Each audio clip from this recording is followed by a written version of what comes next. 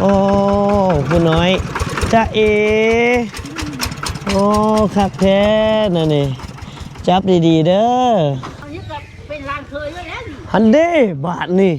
ได้ยินกับเจ้าว่าเผ่าผู้ไทยนี่ขดองแพงก็บูเลยในสาวลาวนี่บ่แพงสาวลาวบ่แพงสาวลาวบ่แพงเนาะบ่ฮอด100 ล้านค่ะเดซ่าก็ว่าเพิ่นโตพอเพื่อต่ออีกบรรลุมาโคกระโตอีกโอ้ถ้าว่า6ชิปไปโตลง5ชิป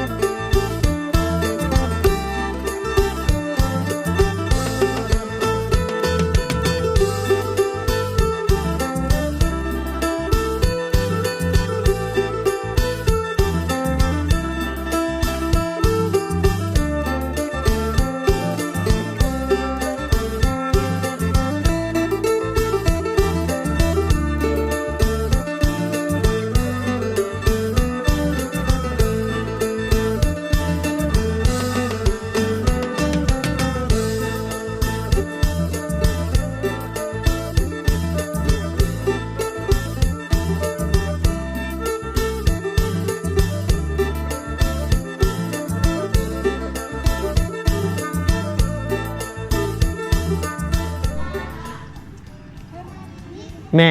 อยู่เพื่อนมีจักคนทอดลูกสาวผู้นี้มีจักคนลูกสาวเจ้า3เขาอยู่ไทยไปไทยเบิ่นแหละอันผู้นี้แหละจงไว้เนาะผู้นี้ล่ะบ่ได้เข้าไปลูกสาวล่า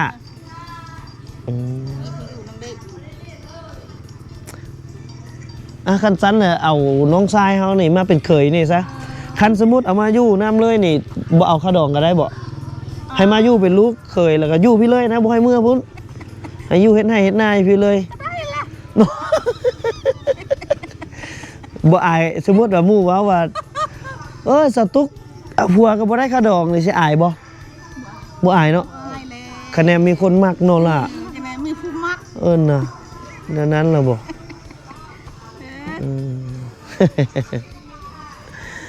โอ้โทรหาอยู่ไทยพุ่นผู้ชายตัวเนี่ยผู้ชายคนนึงสายหนึ่งละชิได้อีกไปเบิ่งขนมมาใหญ่น้องๆปะไปเดี๋ยวเข้าไปในบ้านอีกครั้งหนึ่งพอดีน้องตุ๊กว่าอยู่ในบ้านมีร้านขายเครื่องอยู่เนาะแต่ถ้าเขาจะเปิดพอดีอยากเลี้ยงขนมเด็กๆพี่น้องเข้าไปเบิ่งไปซื้อขนมเพราะว่าเบิ่งแล้วเราเป็นตาอยากซอยเพิ่นอยู่อยากยายเพิ่นอยู่จะเข้าไปในบ้านเลย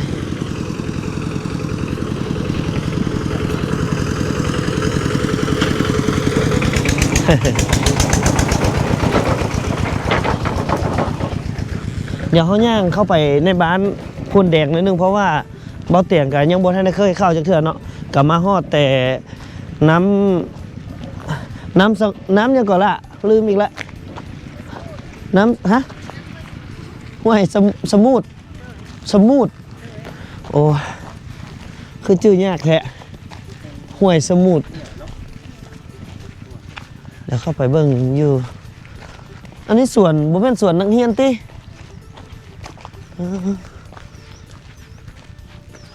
เบาสุกพอดีเลยแหละมาเป็นเคยอยู่นี่สุกเอ้ยสบายเลยแม่เพิ่นเว้าแล้วเด้คันเพราะว่าเฮาบันทึกไว้เรียบร้อยแล้วว่าถ้าเบาสุกมาอยู่พี่เลยแม่นบ่เอาข้าวดองจักกีบเลย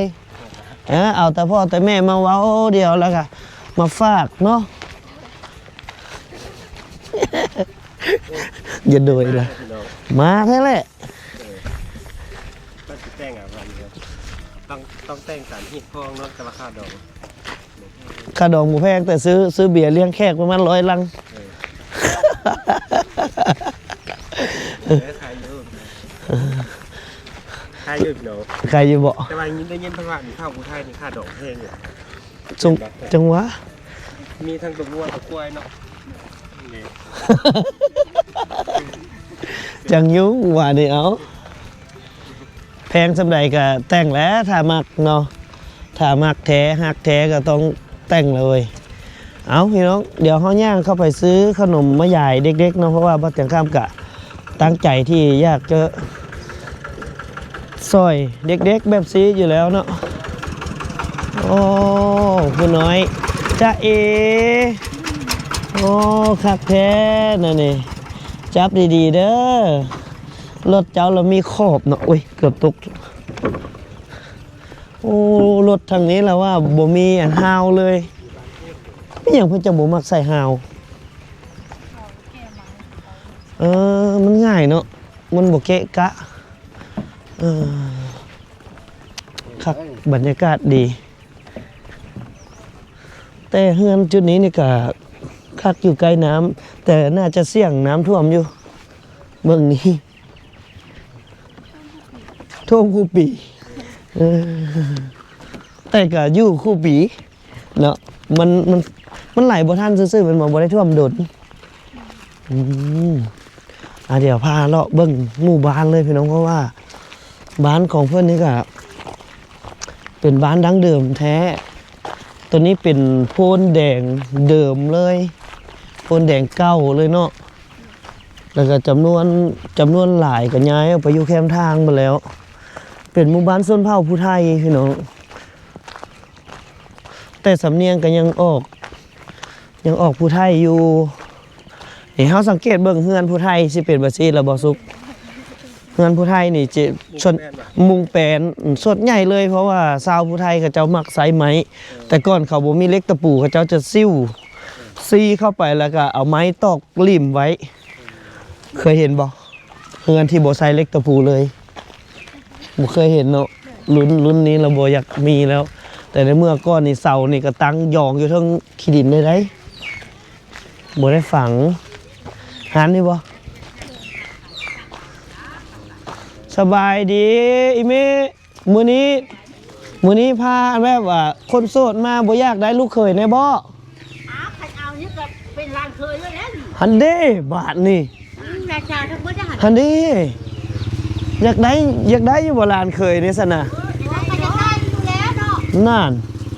เอาคันอยากได้นี่เผ่าผู้ไทยเนาะเผ่าผู้ไทย อันนี้หลังสาวเนาะ ได้ข้าวได้ยินกับเจ้าว่าเผ่าผู้ไทยนี่เขาดองแพงกว่าหมู่เลยในสาวลาวนี่ ธรรมดาเลยแหละบ่เฮาทำผลดอกเตะ หันเด้บ่ฮาวทางในเมืองนู่นนี่เนาะ บ่แพงชาวลาวบ่แพง สาวลาวบ่แพงเนาะ บ่ฮอดจะ100 ล้านค่ะ เด้ซ่า จะกินแต่50 ล้าน 50 ล้านเนาะ65 ก็ว่าเพิ่นโต พอพูดต่ออีก บรรลุมาโคกระโตอีก โอ้ ถ้าว่า60ไปโตลง50 ได้เนาะกันต่อลง15เด้ 65กับโตลง9,000ได้ ต่อลง20เนาะ 9 ล้านค่ะ 20ล้านเนาะหรือ20ล้านก็ได้บ่สุกมีสิทธิ์ได้ละมีสิทธิ์ได้ละเจ้าอันนี้ไตเมยอันนี้ ล้านเช้า อ๋อเพิ่นเดี๋ยวนี้เราเพิ่นละมักเบดสองจักเฮ็ดแนวใด อันนั้นก็ล้านเช้าคือเดียว แล้วเอาเบดสองบาทเดียวเลยได้เหรอ ได้นะได้คือเดียว ได้คือเดียวเนาะแต่ว่าเบ้าซุกผู้เดียวนี่แม่นเอาเบดสองเลยนะ เอาไปชองกับกุ้งเขาก็เอาแล้ว อันนี้บาทนี่ ราคาเขาไปกุ้งได้ โอ้ยคุ้มแน่นอนเพราะว่าเอามานี่ก็ให้เมียเลี้ยงอยู่แล้วไปเข้าใจด้วยแม่เด้อเข้าใจเอาซื้อขนมไม่น้องซื้อขนมก่อนซื้อขนมไปเลี้ยงน้องๆอยู่ทางพูนเบิงมีจักอันอันนี้ผู้ใดหารผู้ใดนี่2 4 6 8 10 12 14 15ตัวนี้เอามี15หนึ่งอยู่หันมี18คนเอามันสิอันนี้มันกินได้อยู่วะอันนี้บ่เอาตัวนี้บ่เอาตัวนี้ซะเนาะเอาตัวนี้เนาะมันจังหลายเนาะไปว่าตัวนี้ใช้เจ้าของร้านน่ะรักเลยใช้เจ้าของร้านมาขายได้สิเอาได้นี่อยากได้ตัวนี้แต่ว่ามันเบิดเท่านี้บ่โอ้2 4 6 8 10 12 14 15ยังบ่พอ3อันมี18คนอยู่น่ะเอาตัวไม่ใช่ดิ เอาเด็กน้อยบัดเอาตัวไม้ใส่เขายันเขาโบดอันนั้นนะอันนี้อันจักพัน สำคัญ อันเดซ่า15 18 คนเนาะ 18 คนแต่ก็สิเอาไปเศร้าแหละเอาไปเศร้าเลยเดี๋ยวสิเอา เอาตัวนี้ เอาตัวไหนใส่ตื่มซุก จังหวะ มึงรู้ค่อยอยากได้แล้วให้มันได้อันเดียวบ่ทันนะ แบบเดียว แบบเดียวบ่ซะ ได้ป่ะนี่ใส่ก็ได้เนาะเรื่องแบบนี้บ่ เจอจะได้ในน้อยก็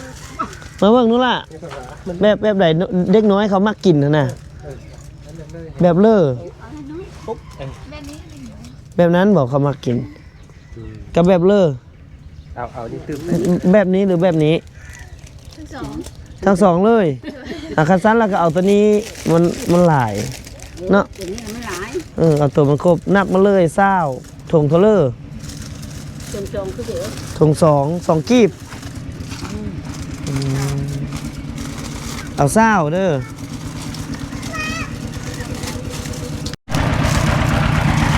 เฮาเอาถุงได้บ่เฮาสิพายตัวนี้ไป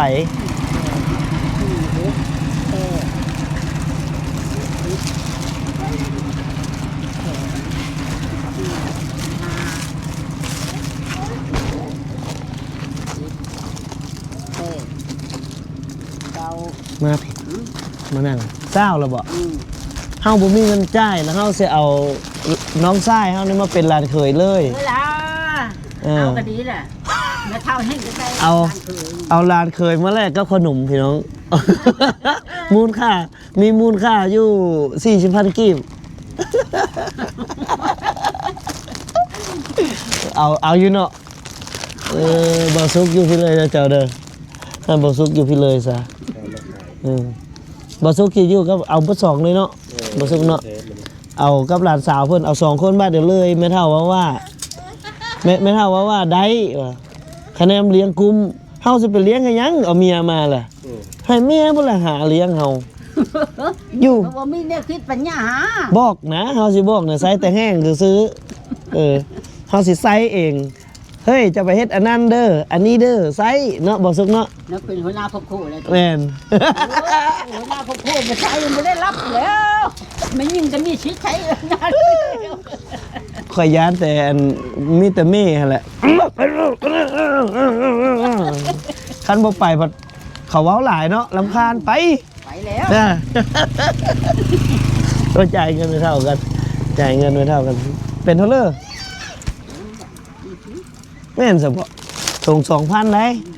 10ถุงละ20,00020ถุงละ30หรอวะ โมเมนต์ โอ้ยไม่เท่านี่คิดไรเงินเก่งกว่า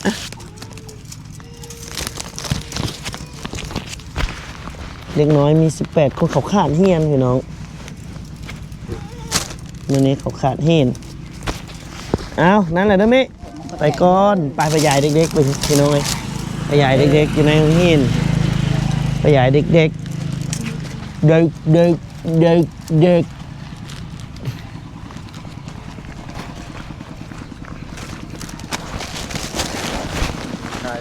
พายไปเลยไผสิว่าจังใดค่อยกับบทสนค่อยพายไปเลยโอ้คันมีโอกาสก็อยากเอาอุปกรณ์กับปึ้มบิ๊กมาใหญ่เพื่อนอยู่ได้พี่น้องเพราะว่าอยู่จุดนี้คันสิว่านะนึงมันก็ขาดเขินอยู่แม่นบ่คันพวกน้อง2คนเอาบ่ซุกนี่โรงเรียนนี่เพิ่นสิซื้อเครื่องให้เลยแล้วน้องนี่เพิ่นก็ให้อยู่สบายอยู่สนุกสุขสบายเลยได้ความหมายคือว่าเรียกบ่ให้นะให้นั่งอยู่ละล้าเลยบ่ต้องไปใส่บ่ต้องเฮ็ดหยังบ่ต้องกินหยังให้อยู่ละล้าเลยโอเคบ่เอาบ่ซุกเราเป็นคนแบบว่าฮักครอบครัวเด้ข้าวก็บ่ให้นึ่งน้ำก็บ่ให้ขนหน้าก็บ่ให้เฮ็ดให้นั่งนอนอยู่เฮือนแล้วก็สำคัญข้าวก็บ่ให้กิน ไปเอาไว้หยอกน้องๆเอาเบิ่งรถเด้อเดี๋ยวเฮาไปโรงเรียนเพิ่นจังหน่อยเพิ่นเลิกไปจังหน่อยเพิ่นเลิกไปน้องๆไวๆจังหน่อยเพิ่นเลิก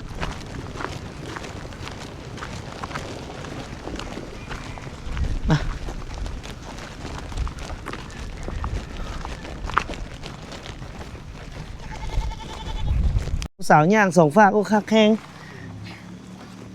ระวังรถเด้อ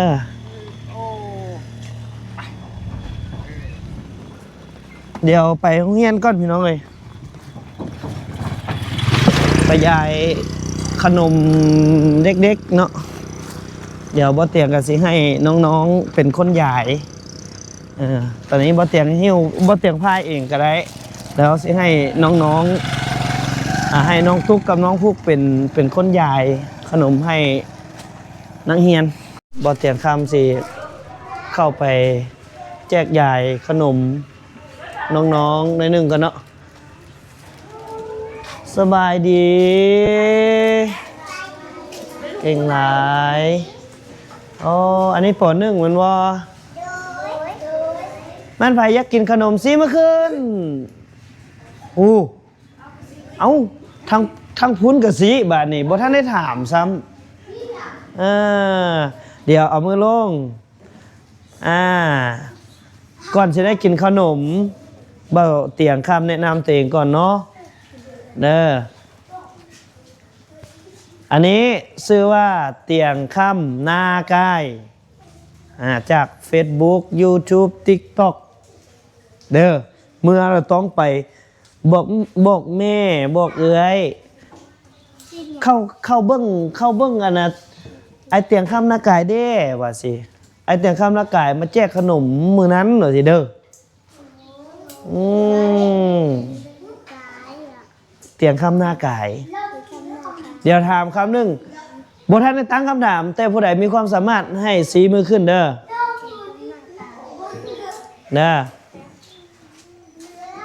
เอาผู้ใดสิตอบคำถามสีมือขึ้นโอ้หลายพูดอันนี้ง่ายเดี๋ยวเลือกก้อนบาทนี่เดี๋ยวซุ่มกันเด้อนี่เอาผู้นี้ซะนี่ผู้ใหญ่ๆนี่นะน้องเตี้ยน้องใหญ่แล้วชื่อยังลูกชื่อนางเกียรตินางเกียรติอายุจักปีฮะ13ว้ายเป็นสาวแล้วเต้นี่น้องเตี้ยซื่อๆบอกอายุ13เลยโอ้นี่ฟังบ่เต็มผ่านเด้ออายุ13แล้วมีน้องจักคนหนึ่งอีกอายุจักปีแล้วน้องเจ้านี่เอ้ยอยู่บ่เอ้ยเจ้างามบ่อย่าซะเอ้ยเพิ่นบ่งามบ่ให้กินขนมจนพี่น้องยากอยู่บ่ขนมลูกยากอยู่บ่ยากบ่เอาบ่ยากอีกบาทเดียวคันบ่ติเขาให้นี่เอาอยู่บ่แล้วตะความสื่อของเด็กน้อย13ปีเลยนี่มีแฟนแล้วบ่ยังบ่มียังเตี้ยอยู่กินนมเซ้อเด้ออ้าวตีใจขนาดเดี๋ยวใหญ่ขนมให้น้องๆขอรบกวนเวลาครูหน่อยหนึ่งเนาะเดี๋ยวขอเนี่ยเอาครูมาพิจารณาหนึ่งก่อนเดี๋ยวที่ถามอย่างหนึ่งมาเชิญครูเลยครูนี่มีแฟนแล้วบ่เฮ้ยเดี๋ยวจะหูครูนี่ยังโสดบ่โสดอีกแฟนกับบ่มีโสดกับบ่โสดเดี๋ยวขออนุญาตถามครูนิดนึงว่านักเรียนเฮามีอยู่31คนเนาะก็ส่วนใหญ่แล้วตามที่บ่จังคำเห็นเนาะก็เงียบๆเด้อบางคนก็สินุ่งเสื้อขาวมาเนาะบางคนก็บ่ได้นุ่งแล้วก็บางคนนี่ก็สิบ่มีปื้มเขียนจิกปันเดียวโอ้ยไปเขียนแล้วก็เอาไปพับจรวดแล้วก็เจิดลิ้นแล้วก็จบเลยเนาะแบบสิก็หวังว่าคงจะมีโอกาสซื้ออุปกรณ์กีฬามาให้น้องๆเตะมักบานเนาะเห็นเขาเตะมักบานก็น่าจะมีความสุขดีอยู่หลักๆก็สิแม่นบานเตะเนาะแล้วก็เครื่องนุ่งเป็นเสื้อขาวเนาะเสื้อขาวส่งประมาณนี้ทั้งหมดมีอยู่31คนแต่ว่าถ้าเอาจริงนี่ก็จะได้คัดเลือกเอาคนที่บ่มีแท้ๆนะ ว่ามันมีจักคนแล้วก็ปึ้มบิ๊กนี่ใหญ่เบิดเนาะแต่ว่าเครื่องนุ่งนี่น่าจะผู้มีผู้บ่มีเนาะมื้อนี้แหละเจ้ามีล่ะบ่เจ้าคือบ่นุ่งมาลืมหั่นดินุ่งมาเป็นระเบียบเด้อบัดนี้เด้อเสื้อขาวเจ้ามีบ่เจ้าคือบ่นุ่งมื้ออื่นจะนุ่งเด้อมาอันนี้บ่เตียงคำอันน่ะฮอนอันน่ะเอาไปนี่ให้ได้หอนเอานี่เด้ออันนี้บ่เตียงคำซื้อขนมมายายก่อนพี่น้องพื้นฐานลูกเอาเลยวะใจได้ไหมมาเอาลูกเก่งหลายซื้ออันเลอเจ้าซื้อยังเกาะน้องกินหญ้ากันหญ้าเอากันหญ้าเสวยข้ามบอกโอ้เสวยยังบ่เสวยโดยเดี๋ยวจะให้เลยลูกบ่อยากได้ก็เอาไว้เด้อบ่อยากได้ยังวะเพิ่นบ่อยากได้เพิ่น13 ปีแล้วเห็นบ่ลูกผู้อยากได้อยู่นอกพุ่นแต่น่ะอยากได้หลายก็เอาอยากเอาคนส่งพุ่นนั้นลูกเก่งหลายผู้นี้ก็สิบ่มักเว้าบ่ผู้นี้ลูกบ่อยากได้เลยบ่อยากได้ก็เอาเฮ้อเด้อมาพี่บัดเขาอายเพิ่นอายมาพี่อย่าเฝ้ากินเด้อเอาไว้แหละออกพักผ่อนก่อนเด้อลูกเก่งหลาย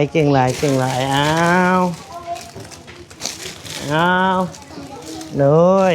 ตั้งใจหินลูกเก่งหลายตั้งใจเฮียนฟังความครูเด้ออย่าขี้ดื้อเด้อมาทางนี้อันนี้ป.2 วะซื้อน่ะเลยดอกหักใหญ่มาอยากมีแฟนจักคนบ่อยากมีเฮ้ยลูกเก่งหลายไผค่อยบอกเก่งข้ามหน้าไก่อย่าถามอีกเด้อชื่อเด้อลูกเก่งหลายพอดีเลยนะลูกเก่งงามหลายมาพอดีเลยลูกว้ายให้ปะทงเลยหมอนี่ป้าเราบังนู้นนี่คือบ่ยิบแน่นี่คือบ่ยิบแน่นี่คือบ่ยิบแน่ป้าก็สิลบสิยังพูดเรื่องอยู่บ่ได้ใช้บ่ได้แล้วให้เบิ่แล้วแถวนี้เบิ่แล้วก็สิรบกวนเวลาสิทธิ์สอนของครูสำนี้ก่อนเนาะเอาไว้โอกาสหน้าถ้าว่าได้มีโอกาสมาบ้านพ่นแดงอีกครั้งหนึ่งหรือว่า FC บ่เป็นคำที่เดินทางมาบ้านพ่นแดงเนาะก็เลี้ยวขวาเข้ามาเลยหมู่บ้านของเพิ่นอยู่บ่ห่างจากปลายทางดำเข้ามาพี่น้องกะมันจะมีโรงเรียนหลังน้อยๆนึงเป็นโรงเรียนมูลประถมเนาะมูลประถม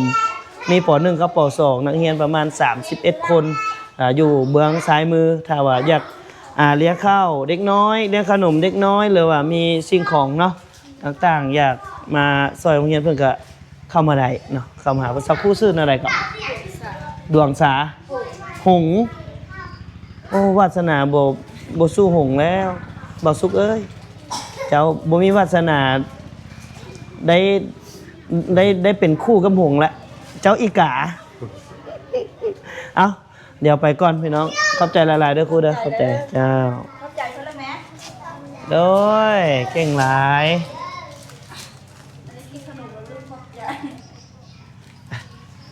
ไปก่อนรบกวนเพื่อนสำนี้ก่อนไปพี่น้องๆก็ได้รบกวนเพื่อนน้อยนึงพี่น้องกะ เดี๋ยวบ่เตียงข้ามกับสีได้ลำลาไปเพียงแต่ซ้ำนี้ก่อนเนาะเพราะว่ากะรบกวนเวลาน้องตุ๊กกะหลายเติบเนาะหลายชั่วโมงเติบน้องรบกวนอยู่เนาะรบกวนอยู่บ่ได้ถือว่ารบกวนเลยทนาอาจสิไปกินข้าวอยู่เฮือนเจ้าซะจบไว้แค่นี้ก่อนพี่น้องเอาไว้โอกาสหน้าพบกันใหม่สบายดีบ๊ายบาย